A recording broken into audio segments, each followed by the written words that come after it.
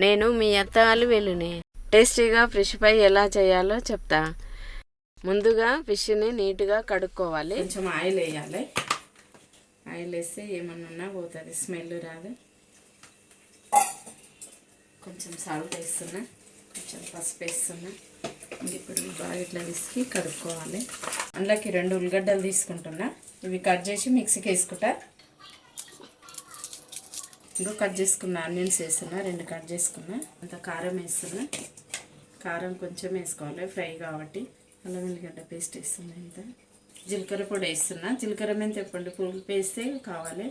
పసుపు, గరం మసాలా పొడి, తగినంత సాల్ట్.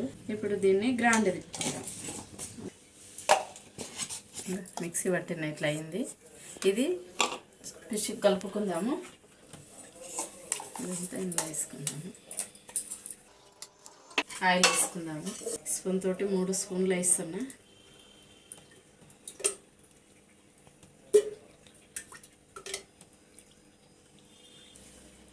అయిపోయింది. ఇది కలిపేది రెడీ అయింది. కారం, ఉప్పు అన్నీ గరం మసాలా వేసిన.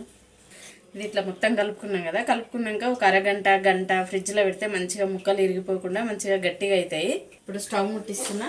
స్టవ్ మీద పెంకు పెడుతున్నా. మనది పాతది దోశల పెన్నం ఉంటుంది కదా, అదే పెడుతున్నా. ఇంకా దీంట్లో 3 స్పూన్లు ఆయిల్ వేసుకున్నాం కదా, దాని ఆయిల్ మొత్తం దీంట్లోనే ఉంటుంది. ఇట్లా దోశలు వేయించుకున్నట్టు వేయించుకోవాలి.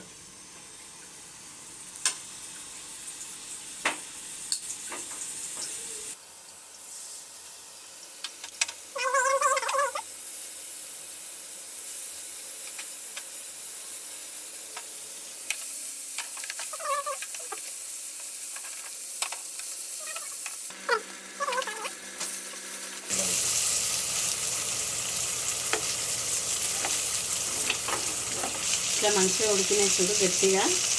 ఇప్పుడు విధంగా ఇట్లా నల్లగా లోపల కూడా మంచిగా ఉడికినాయి చూడుగా. ఇట్లా గట్టిగా పడితే ఉడికినట్టు. స్టవ్ బంద్ చేసి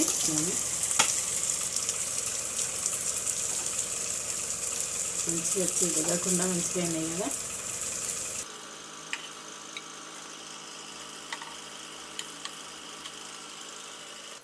ఫిష్ ఫ్రై రెడీ.